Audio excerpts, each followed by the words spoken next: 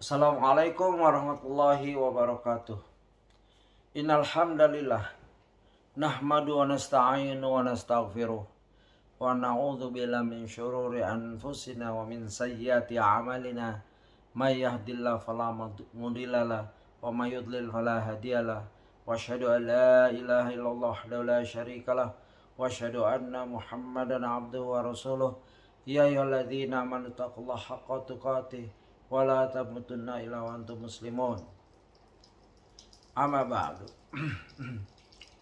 Ikhwan sekalian, para peserta kajian berseri Sirah Nabawiyah karya Ustadz Dr. Firanda Dirja LCMA Hafizahullah, yang semoga selalu berbahagia dan selalu dalam lindungan pertolongan Allah.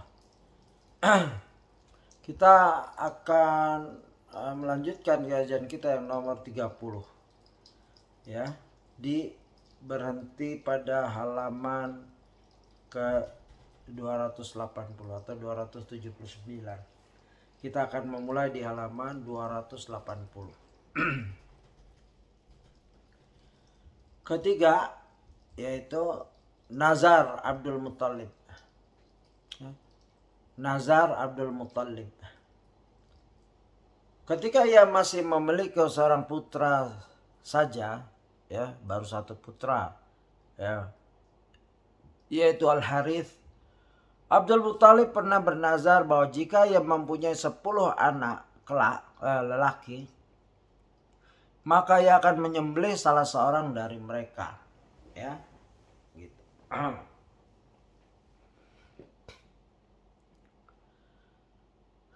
Ya, maka ia akan menyembelih salah seorang dari mereka di sisi Ka'bah.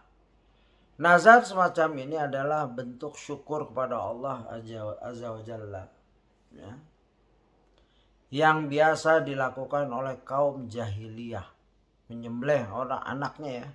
Di sini nazarnya seperti itu. Salah seorang dari anak lakinya akan disembelih. Abdul Muttalib sangat mendambakan banyak putra, karena anak lelaki adalah simbol kekuatan dan, ya, bagai pagar kokoh yang kelak akan membelanya dan mempertahankan kedudukannya serta kehormatannya, ya, gitu. Seorang pemimpin memerlukan keturunan, ya, penerus perjuangan dia, begitu. Ternyata Allah Azza wa Jalla benar-benar menganugerahkan kepadanya 10 orang anak lelaki. Baik, ada catatan kaki di sini, ya. Abdul Muttalib dianugerahi 10 putra dan 6 putri, jadi 16 total. 10 putra tersebut adalah 1. Harith. 2, ya, Harith ini putra tertua dan ibunya adalah Safiyah binti Jundub. Kedua, Zubair, dan ibunya adalah Fatimah binti Amr al-Makhzumiyah. Ketiga, Abdul Uzza, ya, yang dikenal dengan Abu Lahab. Abu Lahab rupanya namanya Abdul Uzza. Dan ibunya adalah Aminah binti Hajar. Keempat, Al-Muqawwam, dan ibunya adalah Hala binti Wuhaib. Ini udah beda ibu, ya. 1, 2, 3. 4. Dirar, dan ibunya adalah Natlah. Nah, 5, ya, itu sudah beda-beda ibu itu.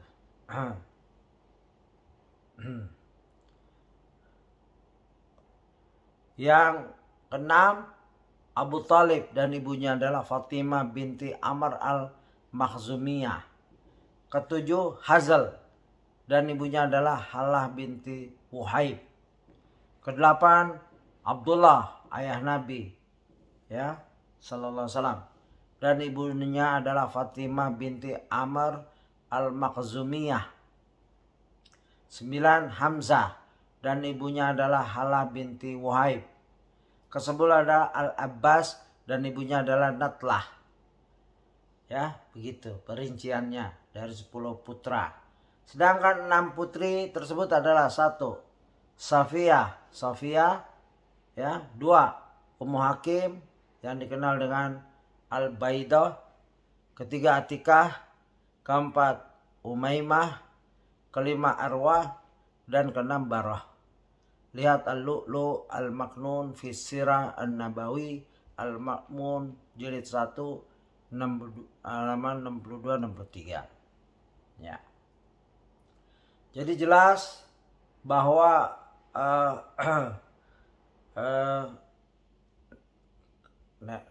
ayah Nabi putra dari Abdul Muthalib yang bernazar ingin menyembelih salah satu anaknya jika diberi anak banyak, dan memang anaknya 10 anak lakinya begitu. Ini adalah bentuk tanda syukur ya saat itu untuk keyakinan kakeknya Nabi Muhammad SAW. Ya, kita lanjut.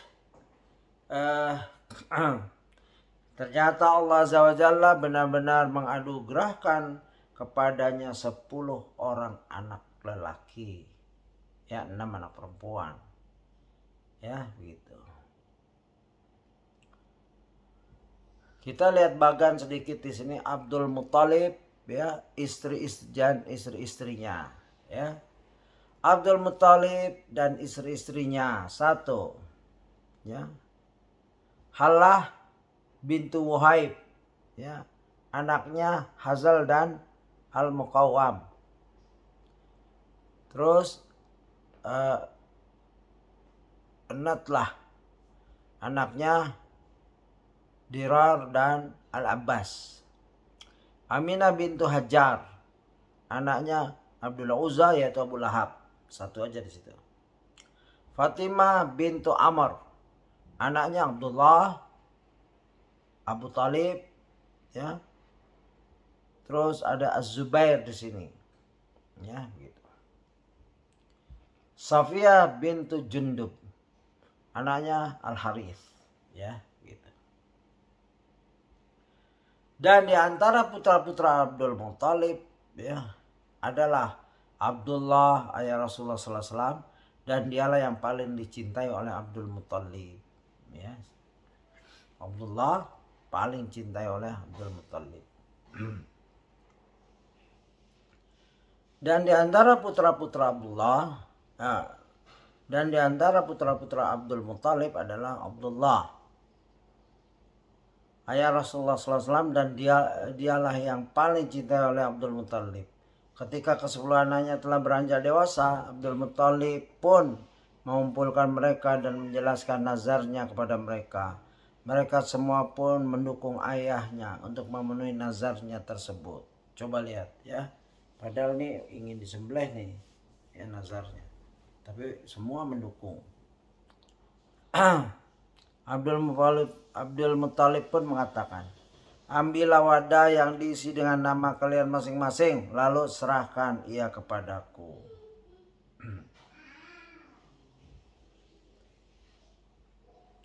Setelah menerima wadah-wadah tersebut, Abdul Muthalib pun masuk menuju patung Hubal yang terletak di dalam Ka'bah.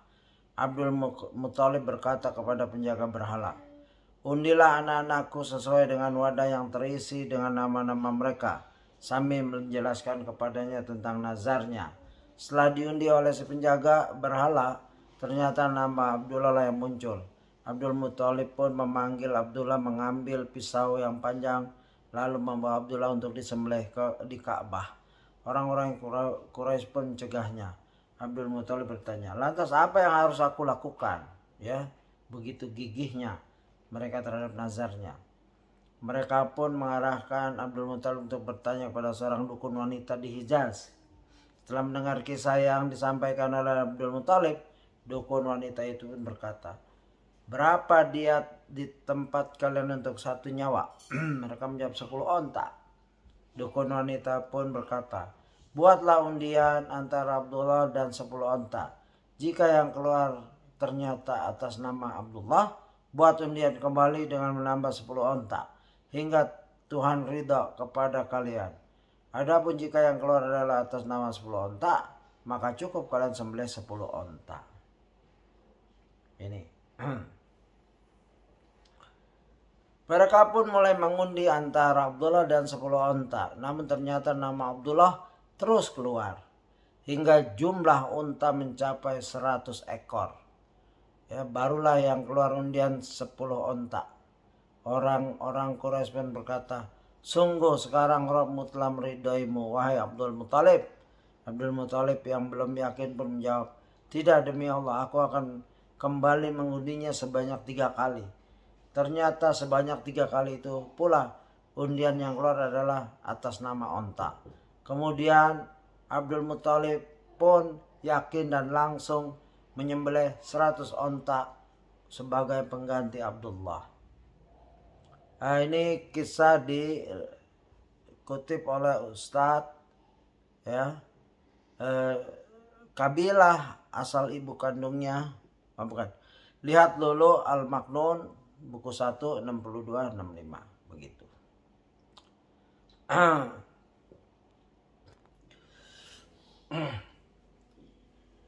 Ya. Ternyata sebanyak 3 kali tadi.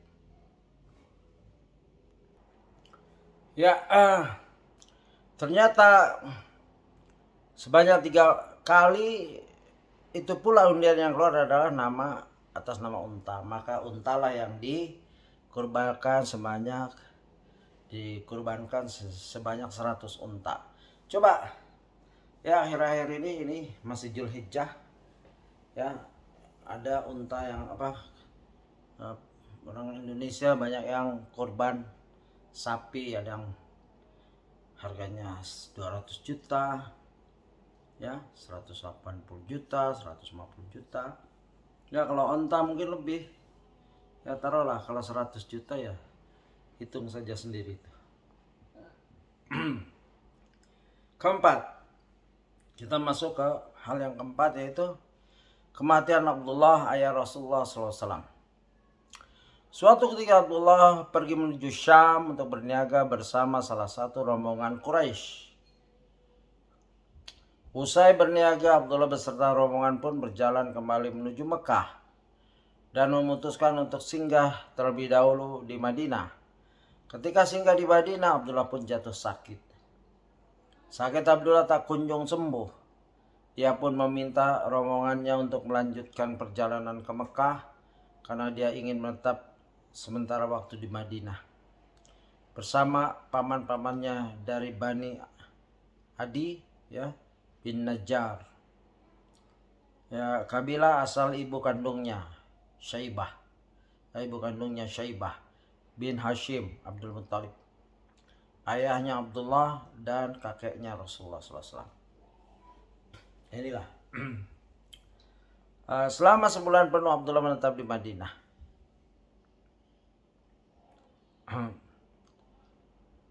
Sesampainya rombongan tersebut di Mekah, Abdul Muthalib pun menanyakan perihal putra kesayangannya tersebut. Mereka pun menjelaskan semuanya kepada Abdul Muthalib. Abdul Muthalib pun bersegera mengutus Al-Harith menuju Madinah. Namun ternyata sampainya Al-Harith di Madinah, Abdullah telah meninggal dan dimakamkan. Mendengar kabar itu, Abdul Muthalib dan saudara-saudaranya pun sangat sedih. Lihat Al-Lu'lu' Al-Maknun ya, jilid 1 halaman 69. Terjadi silang pendapat di antara para ulama apakah Rasulullah SAW telah dilahirkan ketika ayahnya meninggal. Ibnul Qayyim rahimahullah menyebutkan bahwasanya terdapat 2 pendapat mengenai permasalahan ini, yaitu pendapat yang mengatakan bahwa Rasulullah SAW telah lahir ketika ayahnya wafat, dan pendapat yang mengatakan bahwa Rasulullah SAW masih di dalam kandungan ketika ayahnya wafat. Ibnul Qayyim rahimahullah menjelaskan bahwasanya pendapat yang lebih kuat adalah bahwa Rasulullah SAW masih di dalam kandungan ketika ayahnya wafat, yaitu lihat Zadul Ma'ad ya, buku 1 halaman 75. Pendapat inilah yang dipilih oleh Ibnu Katsir rahimahullah dalam Al-Bidayah wan Nihayah buku 2 322.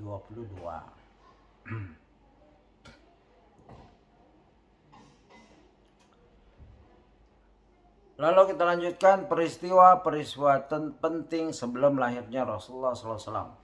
Ini bagan di mana Ustadz memberi peristiwa-peristiwa penting sebelum Rasulullah wafat. 1. Ditemukannya kembali air Zam-Zam. 2. Penyerangan tentang bergajah yaitu Abraha.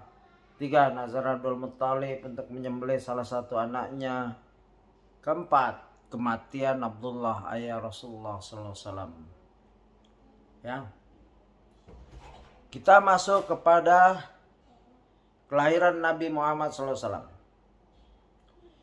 Nabi SAW yang mulia dilahirkan dari pernikahan ayah beliau Abdullah bin Abdul Muttalib dengan ibu beliau Aminah binti Wahhab. Telah berlalu kisah tentang nazar yang diucapkan oleh Abdul Muttalib dan bagaimana penjagaan Allah SWT kepada Abdullah. Adapun nasab ibunda, ibunda Nabi SAW adalah Aminah binti Wahab binti Abdul Manab binti Zuhra bin Kilab. Perhatikan bahwa nasabnya bertemu dengan nasab ayahnya Nabi pada Kilab. Ada riwayat-riwayat dusta dan keji tentang Abdullah, diantaranya adalah bahwa tatkala Abdullah sudah menikah Aminah, ternyata dia memiliki istri yang lain. Ada yang mengatakan bahwa Abdullah memiliki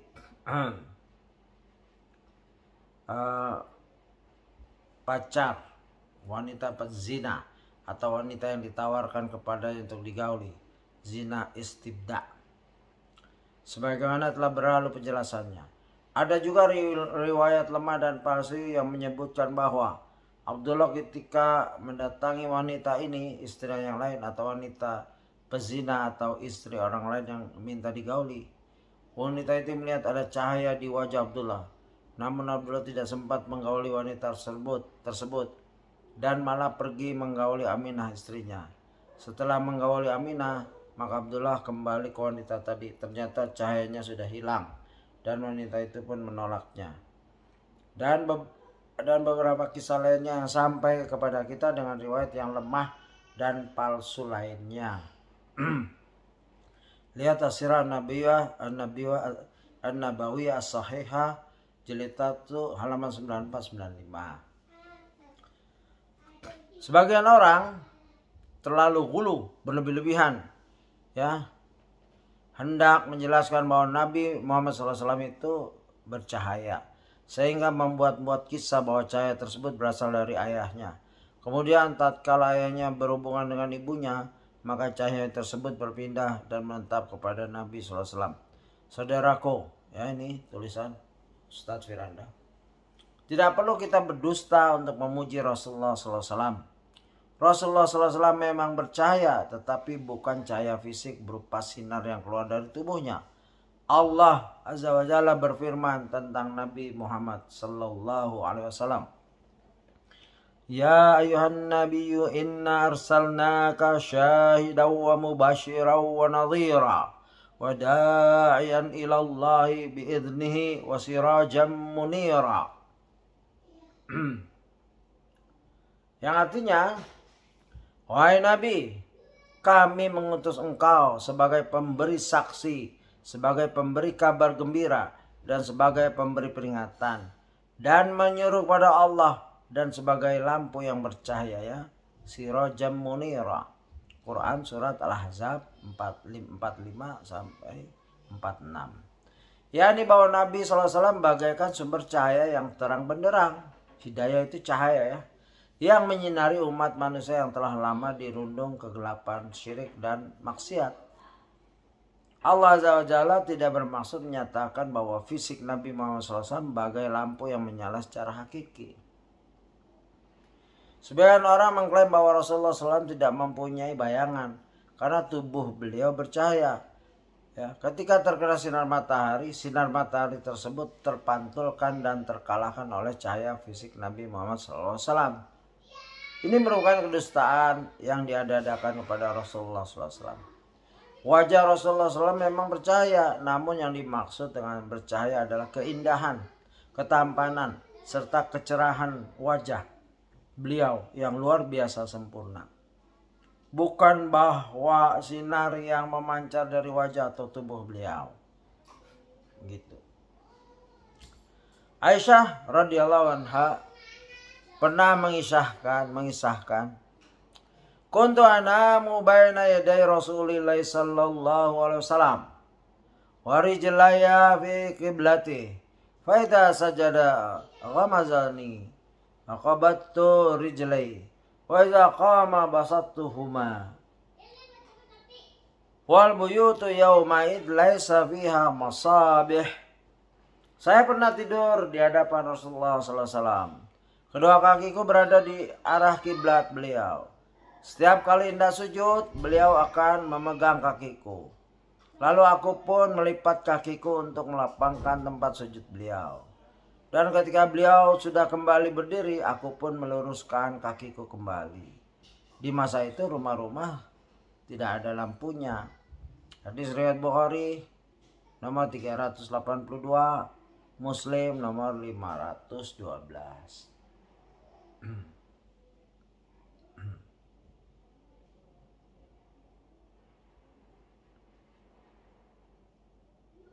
Ya. Aisyah radhiyallahu anha mengisahkan kepada kita betapa gelapnya rumah Rasulullah SAW saat itu.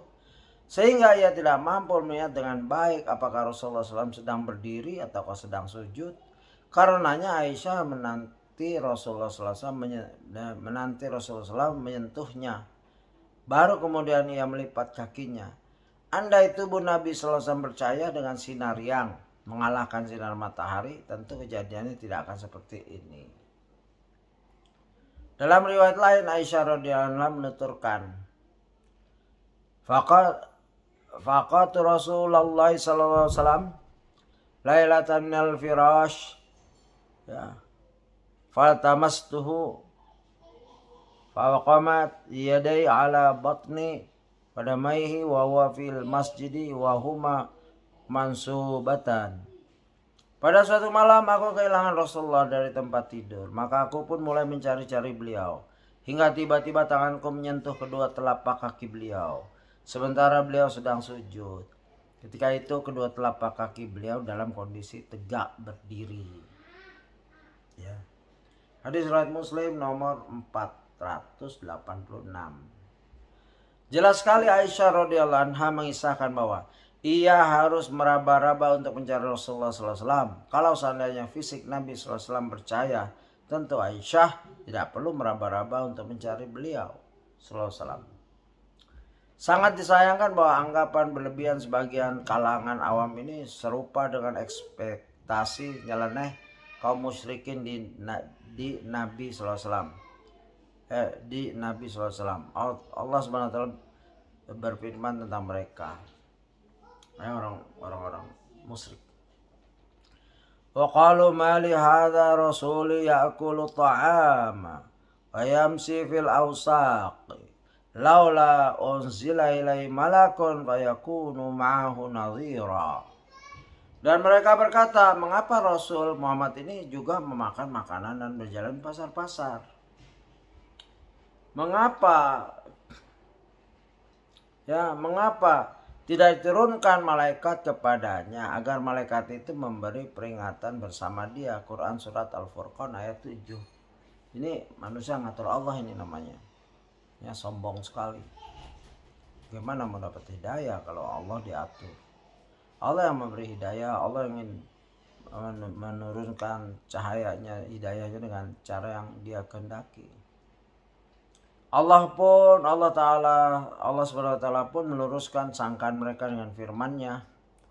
Wa ma arsalna qablaka minal mursalina illa innahum la ya'kuluna ta'ama wa yamshuna fil aswaq. Dan kami tidak mengutus para rasul sebelummu Muhammad kecuali mereka memakan makanan dan berjalan di pasar-pasar sebagaimana manusia yang lain. Al-Furqan 20. Ya begitu. Mereka memang benci Nabi Muhammad. Kalau dulu rasul-rasul yang lain mereka nggak ngomong seperti ini. Musa, Ibrahim, dan lain-lain. Disebutkan pula bahwa tatkala Nabi Muhammad SAW melempar jumrah saat musim haji, para sahabat menaungi Rasulullah SAW dengan baju untuk melindungi beliau ya SAW dari sengatan sinar matahari. Ummu Husain radhiyallahu anha berkata, Hajjatu ma Rasulillah sallallahu alaihi wasallam hajjatal wada'. Ra'aituhu hina rama jamratal aqabah. Ansarafa wa ala rahilati wa ma'ahu Bilalun wa Usamah. Ahaduhuma yaqudu bi rahilatah. Wal akharu rafi'un sawbahu ala ra'asi Rasulillah sallallahu alaihi wasallam min asy-syams. Aku berhaji wada bersama Rasulullah sallallahu alaihi wasallam. Ketika itu aku melihat beliau tatkala beliau melempar Jumratul Aqabah. Kemudian beliau kembali sembari menaiki tunggangannya disertai oleh Bilal dan Usamah. Salah seorang dari keduanya mengiringi tunggangan beliau dan yang lainnya mengangkat bajunya di atas kepala Nabi Muhammad SAW untuk melindungi beliau dari terik matahari. Hadis riwayat Muslim 1284. Ya. Begitu. Nabi manusia biasa, kepanasan, kehujanan, ya, berjalan di pasar, makan, minum, tidur, ya, bercengkrama dengan istri, cucu-cucunya, anak-anaknya. Nah, inilah Nabi kita, manusia biasa seperti kita. Cuman, ya, diwahyukan kepadanya Al-Quran. Ini yang membedakan, ya, sempurna akhlaknya dan lain-lain. Seandainya, kita lanjutkan tadi, kisah tadi. Seandainya, Ustaz Firanda menulis, seandainya tubuh Nabi selalu bercahaya dan cahaya mengalahkan sinar matahari, tentu tidak ada gunanya sahabat tersebut menaungi Nabi SAW dengan kain. Ya kan mantul katanya tadi. Saudaraku, berhati-hatilah dalam meriwayatkan sesuatu tentang Rasulullah SAW. Pelajari sirah Nabiyah dari sumber dan guru yang terpercaya, agar jangan sampai kita berdusta tentang Rasulullah SAW. Ya, jangan berdusta dalam menjelaskan Rasulullah. Setelah Abdullah menikahi Aminah, Aminah pun mengandung Muhammad SAW. Telah disebutkan sebelumnya kisah wafatnya Abdullah dan bahwa Muhammad SAW terlahir sebagai seorang yatim. Allah Subhanahu wa taala berfirman, Alam yajidka bait yatiman fa'awa. Ya. Alam yajidka yatiman fa'awa. Bukankah Allah SWT mendapati engkau dalam keadaan yatim, maka Allah SWT memeliharamu. Ad-Duha ayat 6. Ibnu Katsir berkata, wa hadza ablagul yutum wa ala maratibih. Ini adalah tingkat keyatiman yang paling tertinggi. Ya. Al-Bidayah wa An-Nihayah jilid 3 383. Yakni keyatiman tertinggi adalah ketika seorang yang terlahir sementara ayahnya sudah tiada. Seperti Nabi Muhammad SAW. Adapun derajat keyatiman di bawahnya adalah mereka terlahir saat ayahnya masih hidup, namun kemudian ayahnya meninggal saat ia masih kecil. Para ulama berusaha menyebutkan beberapa hikmah dari kelahiran Nabi SAW seorang yatim. Di antaranya yaitu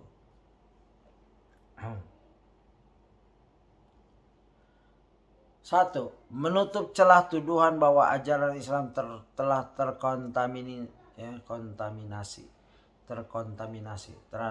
telah terkacaukan.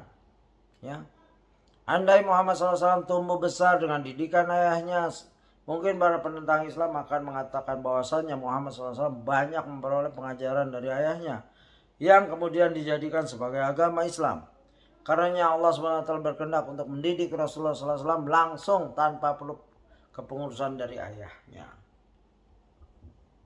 Kedua, motivasi bagi mereka yang terlahir sebagai seorang yatim. Ya, keyatiman bukanlah halangan untuk mencapai keberhasilan.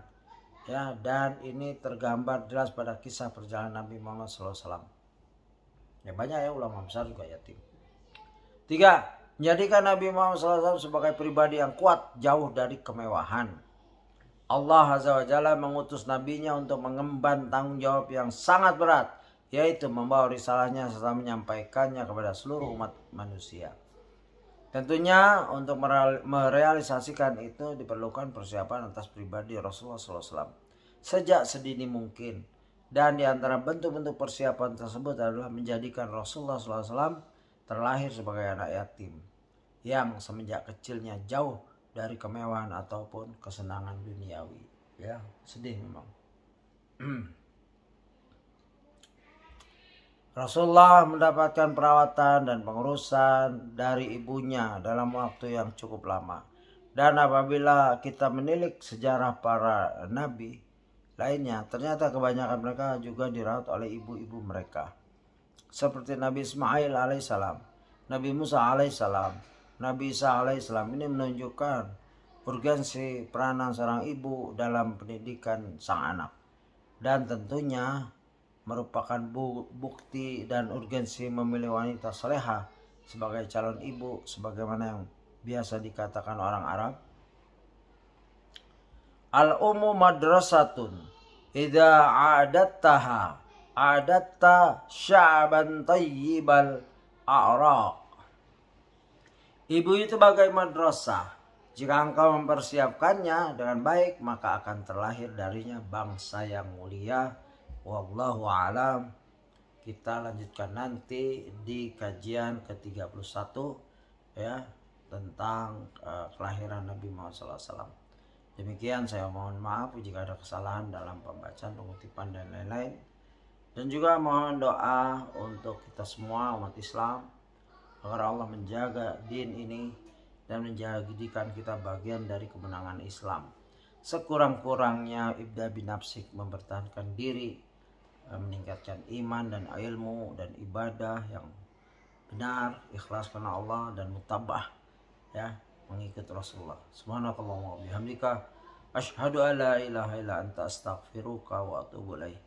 Assalamualaikum warahmatullahi wabarakatuh.